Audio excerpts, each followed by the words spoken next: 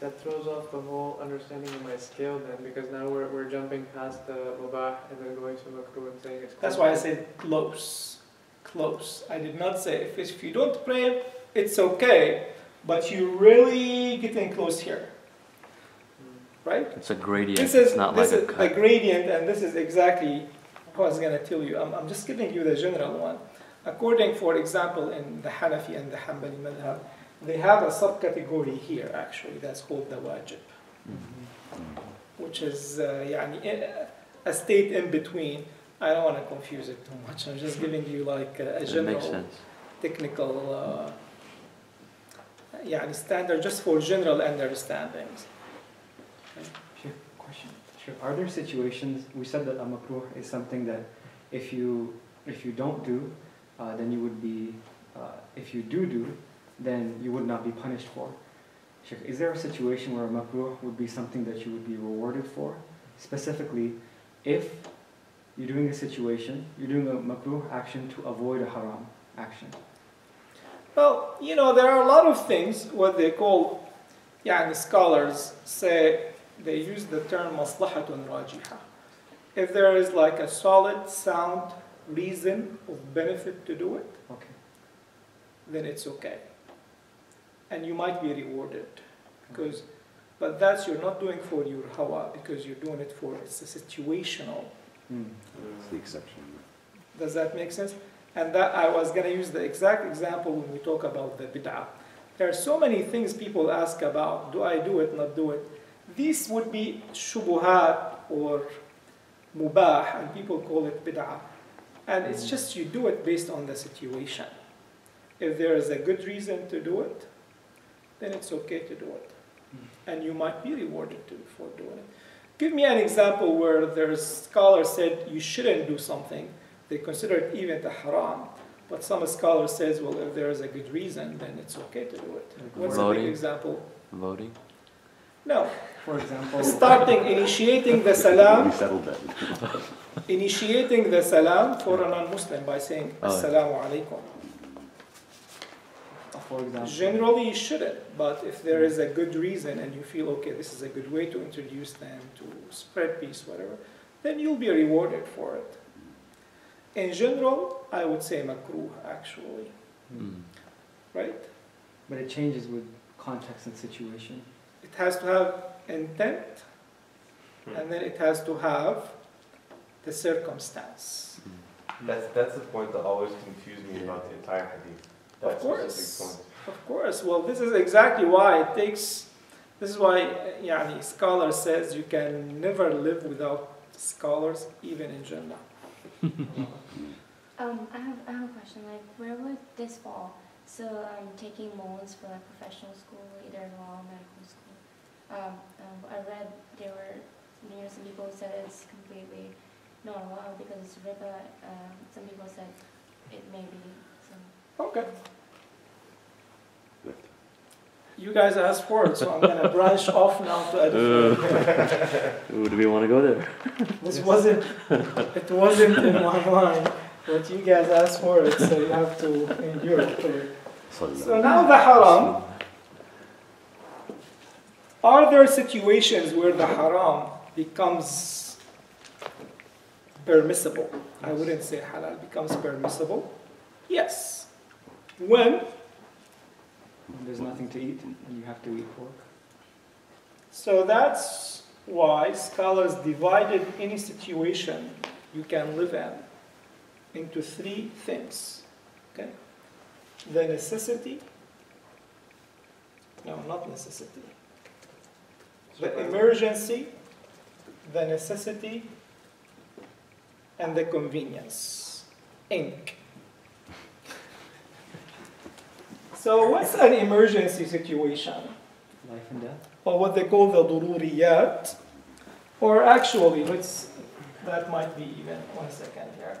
So let's say need or necessity. Yeah, I want to come with a better mnemonic. NNC. Okay, the first one is necessity. What's a necessity? A necessity that's something your life depends on. Food and drink. Food, drink, shelter, and health needs. There are three things, but we always add the health needs because it becomes part of it, right? Then the second one is considered what? A need. What's a need? No, haja. The first one is durura. The second one is haja. It's something you can live without, but losing it or not having it would impose a lot of burden. It would be too burdensome on the human to live without, such as not having a car in Houston. Okay? Yeah, you're not going to die, but you're going to have trouble getting from one place to you may not have a job, right? Not having a fridge in your house, right? You could survive, you're not going to die, but it's going to be too much. Okay? What's a convenience? Convenience is anything that would be extra, like kind of luxury, what they call tahsiniyat. Meaning have type of car. DVD player in your car. Sometimes it's a lifesaver if you have kids. Or having, a tablet on your fridge, right? This is What is this called? home hub. Convenience. Tahsiniyat or kamaliyat, that's the contemporary term. Kamaliyat meaning perfections of life. In fiqh they use tahsiniyat, meaning just to beautify things and make them more perfect. So, if it is a necessity, the haram becomes halal. And you have to do it. Okay, such as if someone is dying, or out of hunger, or thirst, or whatever, then you can do whatever it takes to survive. Right? If it's necessity, if it's a need, it's like how big of a need it is. If it's an extreme need, then it goes up here. If it's less than 50% on a scale, then does that make sense? But that becomes very subjective then, right? Right. Well, that's why subjective to you, and that's why you need a mufti to give a judgment, and it's okay. This is where the room you ask two different people, and we'll give you two different opinions. And someone asked me, for example, like taking a loan for a specific thing, and you tell him yes, and you go to another scholar, and he said no, it is not. Yeah, because that guy never lived in this country. He doesn't know what's it mean to live in a house. Doesn't know what's it mean to send kids to this. He doesn't have full understanding what's happening. In a sense, we both want to do what's consistent with the Sunnah, what is right. But someone may have understanding, someone may not, and someone have, there is subjective element, and it is okay, and Allah knows that. So long you're not doing it out of your own subjective women desire, then it is okay. You're relying on someone else to take basically that element of personal desire and make the judgment for you. So anything that falls under that category, then it's okay. Is that clear? Question. Does that answer the question? Not yet? Not yet. Okay. Just a follow-up question to that. So for an Ami person, in a situation where they did not have access to a scholar to ask a question, but they made the decision, they made ijtihad of their own, would they be held accountable for that? But they didn't ask a scholar because a scholar was not available. Like we have these issues in Canada where there's no imams. We have a lot of scholars not available. Yeah, it is. I'm having a hard time understanding or accepting the concept of not having access to a scholar when you can. 2016. Exactly, when you can Email. call a hotline fatwa in Emirates and they get you the best scholars of the world and they keep you on hold. They don't wait 24 hours. Now, you call Emirates, actually Awqaf, Wazarat al-Awqaf, they put you on hold and they get the best scholars for that topic and they answer to you. I'm having a problem understanding someone not having access to scholars. I'm not speaking That's about not- myself. I'm not saying, this is exactly what I'm saying. You better have access to scholars in this town. I do. I'm saying about Him? about having Canada or whatever. People say, oh, we don't trust this and that. That's their problem, okay? Because alhamdulillah, we have credible scholars all over the world, okay? And you know, you can call Saudi Arabia, Qatar, Emirates. These guys have 24/7 fatwa lines, okay? You can call Amja. You can call. If someone, you know, that means they have a problem. Okay. But if you're on an island with no internet, and then you do whatever is best, and that's when you question your or seek fatwa from your heart and do what's more biased. Sheikh, I ask because Or a lot biased, of not the biased. average people, they do that ijtihad every day. They list the fatwas here and there, or sometimes not even that. And they say, you know what, it's my need that I have to do this. We see this with, I don't want to give examples, but I know, and that's a problem. That's why, يعني, the essence of the ibadah, right? What they say, أن يخرج العبد من تبع هواه إلى تبع مولاه. The element, the basic, essential element of ibadah is to make you come out of following your desires to follow Allah. And how you do that is by what does Allah want us to do, right?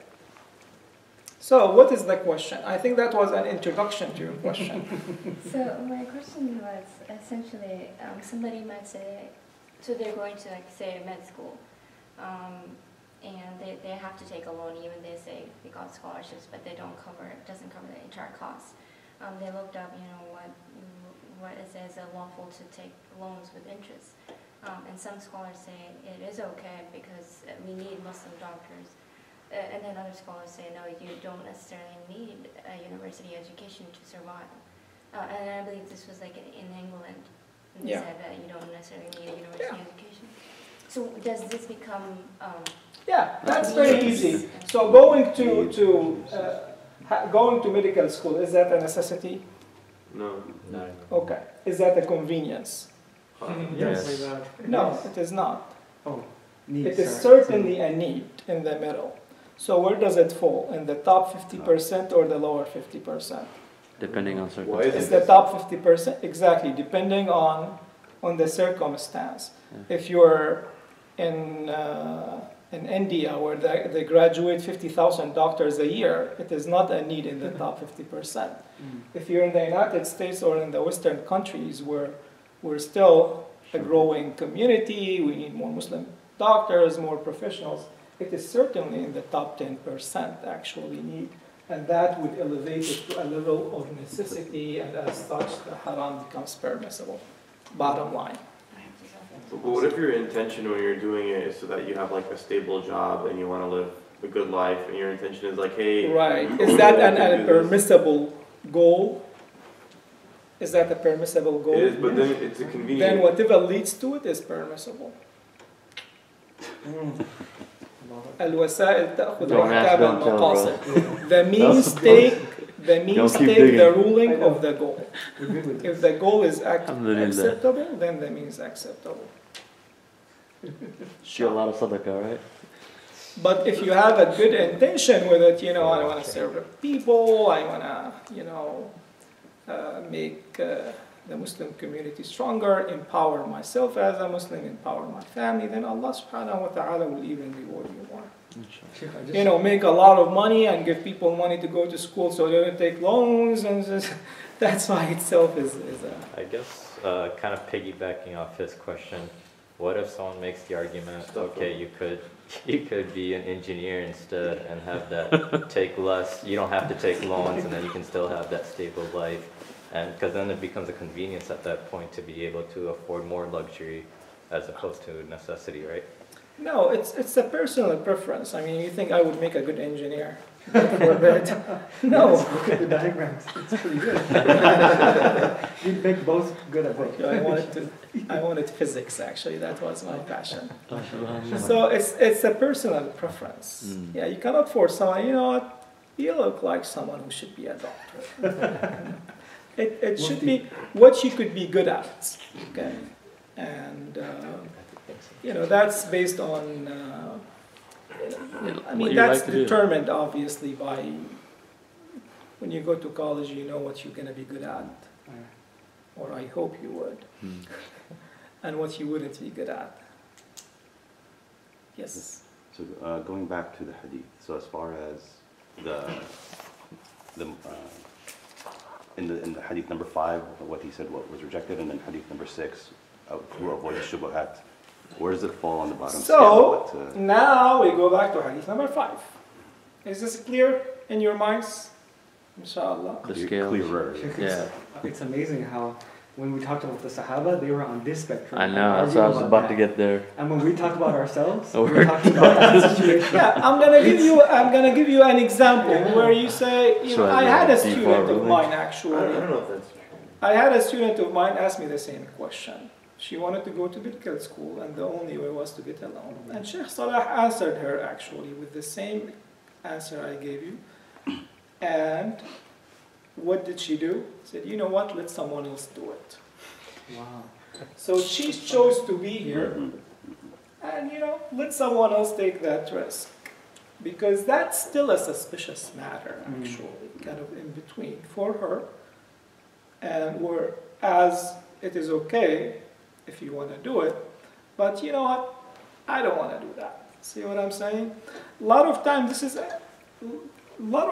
people wouldn't give fatwa. They say, let someone else do it. We were talking about earlier, like talking about a scholar who was invited to give a talk and said, like, I don't see any use or any benefit doing it. And he said, no, we should show them. I said, yeah, you have tons of scholars, let someone else do it. So same thing here. Okay, some people, depending, if you do it, it's okay. If not, it is okay as well. And that's why, alhamdulillah, there is a lot of flexibility. Learn to have no rigidity. And there is not the best message I want you to keep, that Islam is not about one size fits all. There is not such a thing in fatwa. Everyone has a size, different size. And even the same size shrinks when you wash it, and it's not going to fit you tomorrow. So you have always to tailor things and gauge things and see what works today and what works tomorrow and what wouldn't work today as opposed to yesterday. Sheikh, are there for certain things like default kind of understandings saying that it is better for me to think that this is haram versus being halal if I go into this, if I'm doubtful in this? Is there like a default ruling? Like maybe for like food, when for it's example? doubtful, stay away from it. There are rules like if it's originally was halal, then it stays halal. When it is haram, it stays haram. When in doubt, avoid it till you Have knowledge. have full knowledge of it. But some people would first, it's very safe for everyone to say haram, haram, haram, haram. That is not Sharia, okay? Because that's you're altering the halal into haram. Yeah, And exactly. it's very easy to call everything bid'ah, bid'ah, bid'ah. Why? It's like, but that is not deen. That is ignorance. Same thing. Everything is like, don't. No, it's not like that. Okay. Someone, subhanallah, asked me a question in this masjid about 3 years ago. He thought that there was a certain transaction that is haram. It's like dealing with bank and this and this and that. And he asked me, I said, like, it's obvious, it's 100% halal. There is not a question about it. He always thought it was haram. Right? And people always think when they come and ask a sheikh that everything is haram. Don't do it. Like, This guy didn't even ask, so I asked him, no, it is 100%. That guy, subhanallah, opened business based on that. And for the last 3 years, he made $25 million. Did you get a piece of that? So what was the question he had? I cannot disclose because that's the secret exactly what he did. Imagine that person lived in that ignorance and did not ask and thought it was haram. Someone else Money changing. was competing with him, jumped on it, and could have taken it easily. A lot of people come and ask me, it's like, and they, I've been doing this and pay zakah. So actually, you don't have to pay zakah on these things. These assets are for use. Oh, really? I've been paying zakah on it for the last 10 years. Your problem. But isn't that better? I mean, for the person, it's still good, right? You're getting reward for it. No, but what if that person is in need? See what I'm saying? They would True. have burdened themselves unnecessarily and feel like, you know, it's too much, man. It's like, you know, Islam is hard. No, Islam is not if you do it right. Mm. Does that make sense? And that's why scholar is not about making it hard or easy or, you know, making everything haram and just to stay safe. No, it's doing what Allah wants you to do to the best of our abilities. Does that make sense? Following the sunnah of the Prophet ﷺ to the best of our abilities based on sincere intention and best understanding and practice.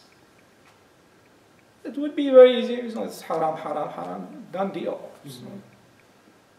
And I'm sure I didn't make you sin or disobey Allah because everything is haram.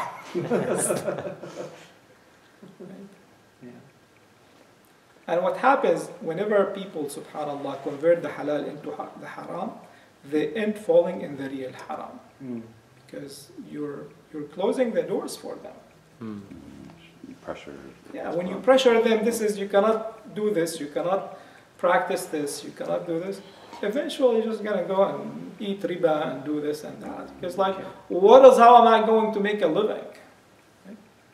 So that's why rigidity is not parallel to piety. Right. Okay? One extreme leads to another. Exactly. Piety is adherence to the sunnah, and the sunnah is not rigid. People think, and to me, rigidity is a mental disorder, honestly. Some people come with rigid personality, and they apply that to the sunnah or to the deen, and they pick from the deen anything that fits their rigid personality. Yeah, that's true. But we're talking about the Sahaba that were only taking 9 out of Right. the 10 But that halal was things. with conscious effort, and they would never say the halal is haram Haram. or the haram is They never halal. ventured. It was Does their that make personal. Of course, that's beautiful point, Jazakallah khairan. No, they would know, and that's why they would choose to themselves what's more wara, but choose for other people what is more flexible and For them. easy. Subhanallah. And that's the guide. You always, as a mufti, you pick for the people what's easy, so long it is within the guidelines. But for yourself, you actually pick what is more wara. As opposed, I don't know, it's like, better be in the safe side, everything is haram. No. Yeah. Is that clear? I can finish the fifth hadith now in 10 more minutes. You want to finish it, and you'll have Yeah, that'd be 6 great. hadith will be finished. That'd be great. Okay. So, someone should take a picture of this, so I don't forget it. So next time I forget it, Can you send it to the group? Take it with the Sheikh. let me I'm just joking. have just Signature. super halal, Super halal. halal sign. Done. Today's 8 or 7 Muharram, by the way. Depends. Yeah, we just I just passed the entire month, and you're like, right? Every other day. You can get something right. Stop arguing after the 10th. I don't know, that's the thing. So what is it? I'm confused, man. Yeah, I don't know. Just keep on. Just do both. It's fast Monday through next. I'm just joking. Let me know. Alright. So, what is our mother Aisha talking about in that hadith? Anything that is not according to the sunnah of the Prophet ﷺ then is rejected. Any innovation. That would take us to the concept of bid'ah, basically. So in summary, what is the bid'ah? Remember last time we had 5 questions? What are the matters that would make this innovation? Examples, all that stuff. We started with that introduction. And we agreed that number 1, the bid'ah has to be in a matter, in in a worshiping matter, religious matter, as opposed to a living or habit or our daily living stuff, right? Yes. And it is something that has no basic root in Sharia and no pattern, meaning ما ليس له أصل, right? So if someone comes and tells you, we're gonna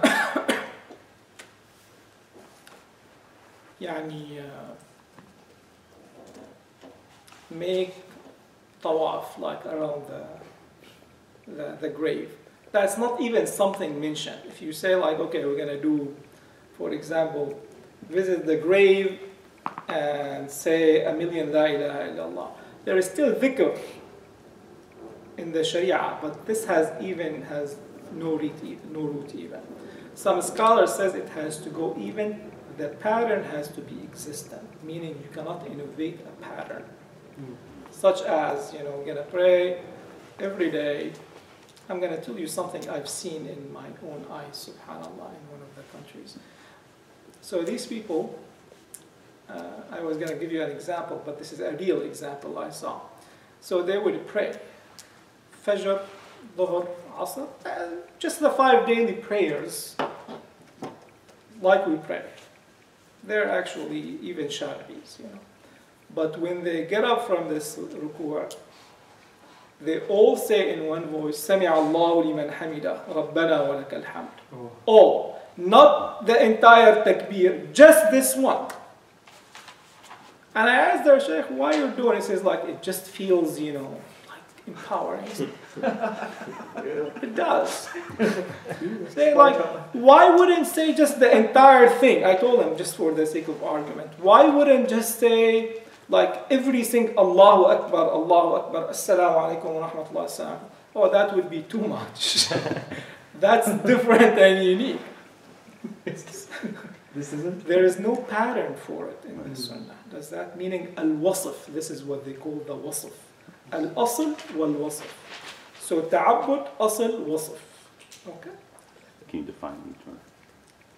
Al-asl meaning the basic root, like it. Dhikr in the hadith is very well known. Salah is very well known. But not in a different pattern, right? So these things, it's exact prayer, but they deviated in the pattern, in the wasf, the description, the specs, right? There's another technical thing, but it's going to be too much, honestly, to go through. I don't think you're going to need it, at least in the near future. So the question on the Sami Allah scenario, is that only considered bid'ah if they believe that it's an act of worship, or is it? Okay. There is another subtle definition of bid'ah also, is innovation for a worship without a basic evidence or a pattern, or deviating the ibadah from its original pattern, which is the exact, the asl and the wasf. You can define it, and I normally add this, or deviating, distorting the basic pattern of a ibadah. Especially when there is nahi, when there is a prohibition. The Prophet ﷺ told you, don't do this. And you do it, that is different from the haram. Like you think, oh no, we're going to do it that way. We like it that way. Right? I'm going to give you an example. When the Prophet ﷺ prohibited like going extreme in decorating the masjids and using colors and all these things, that becomes a bid'ah if you do it otherwise. Why? Because that is a pattern that the Prophet ﷺ prohibited. When the Prophet ﷺ saying you do not pray on these times, at sunrise and at the middle of the noon and sundown, when you say, you know what, I'm going to pray in these things because I feel better, and this is a bid'ah. Okay. But only if it's done regularly. No, or even if someone, it has to become a regular, obviously, and if someone is doing it, I think it's a good idea. Does that make, if someone is doing it, I'm running out of time today and I'm just going to get out, or I'm losing my wudu and I'm just going to catch up, that's okay. But if they do it with the purpose of ibadah, that they think it's going to get me closer to Allah subhanahu wa ta'ala, then that is. Or for example, this is very common in Syria. We grow up, how do we make wudu, Sheikh Maher? You always wash your neck, part of the wudu. The Prophet didn't do it, alayhi salatu wasalam, and not a single companion was narrated to do this. So all of this? The neck, like that. Oh. So you do your ears and then you wipe on your neck. And you say, why? Because, it's extra because that make your organs shiny. I said, who? Where did this shiny thing came from? I said, well, Abu Huraira used to do it and he would wipe. I said, sure, but he never did the neck either, right? He would do the arms. The arms and the feet, but not the neck, right? And it went in the books of fiqh as a sunnah. No, it is not. Right.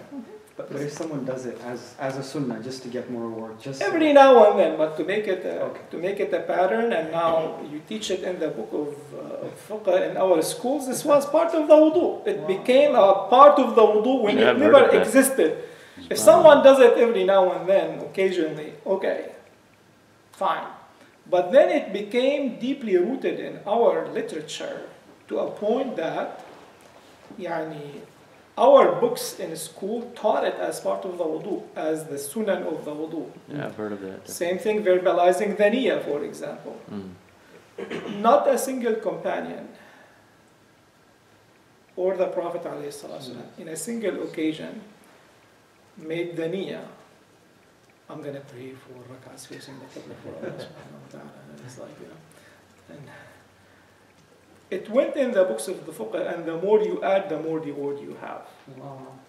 Where did this come from? This was a mistake, a misunderstanding of one of the early scholars, read the book of the Shafi'i, misinterpreted it, and this is a niyyah because the Shafi'i said it is sunnah, that means it's sunnah. I respect that opinion, but the Shafi'i didn't say that actually.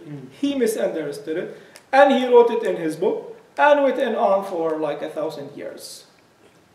And that's what people study in the fiqh al-Shafi'i, that it is sunnah to do the niyyah.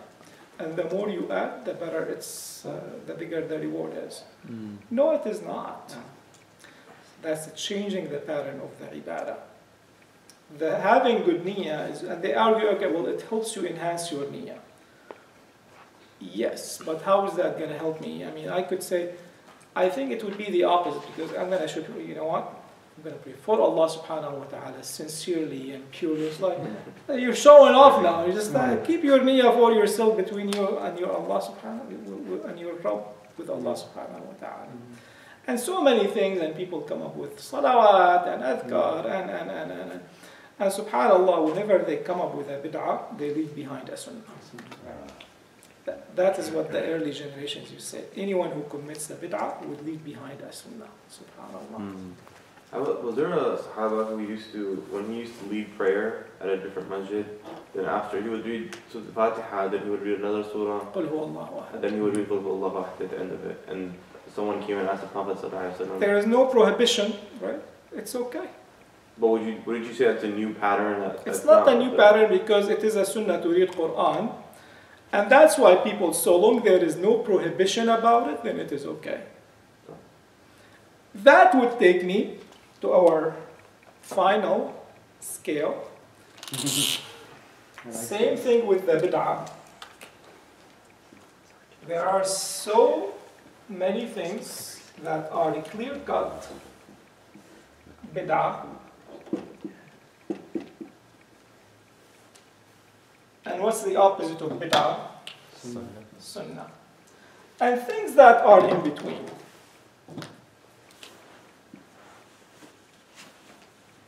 And always use a winding line for it so it's not straight. So, things are sunnah, whatever the Prophet ﷺ did. The bid'ahs are also very clear. But there are certain things very hard to call actually. And we had some examples last time. So number one, and I'm going to tell you where the confusion comes. Some people say, okay, so if I'm playing soccer at this bid'ah, say, well, this has nothing to do with religion, right? We agree it has nothing to do with bid'ah. it does not fit that scale even. It shouldn't be in that scale. Then we had an example of a baby shower, right? Is that bid'ah? I said, like, well, this is our like habits. These are not rituals. Okay, clear. Then someone gave the example of like celebrating individual's birthday. Is that a bid'ah or not? So this is where you see when you narrow it down and you become what they call to the a'yad, actually. That's where a lot of the confusion, by the way, comes. The a'yad, you know, the returning festivities and celebrations that people observe and celebrate, especially when it's a habit for the non-Muslims. That's where a lot of the questions come. So, to tackle this one, whatever is religious for the non-Muslims. You avoid it. And what is the most religious holiday for Christians? Christmas. It's not Christmas, actually. Easter. It's Easter. That's the most religious, actually. The most clear-cut. Okay. And then there are certain things that are really not, because the Eid, the confusion came when you say Eid in Islam, that's a religious thing. The Eid by itself is a religious thing. That's when you worship Allah and you celebrate the bounties of Allah and rejoice for the bounties of Allah subhanahu wa ta'ala. And the Prophet ﷺ specifically said, Allah replaced us by two Eid. And that's where the Eid, because they say Al-Eid is a ritual actually, it's not a habit. It's not a social holiday. It's not something that you would consider part of the culture. Well, some scholars said, okay, well, we need to tease out what's religious, what's cultural, what is secular. And that's where the issues become. So we say what is religious, what is not religious. Then we need to see, is it truly religious, is it secular, it is not. And that's when you talk about the Mother's Day, the Thanksgiving, this and that. And that's when I say there are something, it spans the scale. Something goes from here, and there are some ways in the middle. And the safer thing is obviously always to avoid them. But when they're like very kind of neutral, you either avoid them or associate them, accompany them with a good reason and intention. Maslahatun rajiha. Does that make sense? Is that clear? So always make a good reason out of it and a good benefit out of it. And I will leave you with that.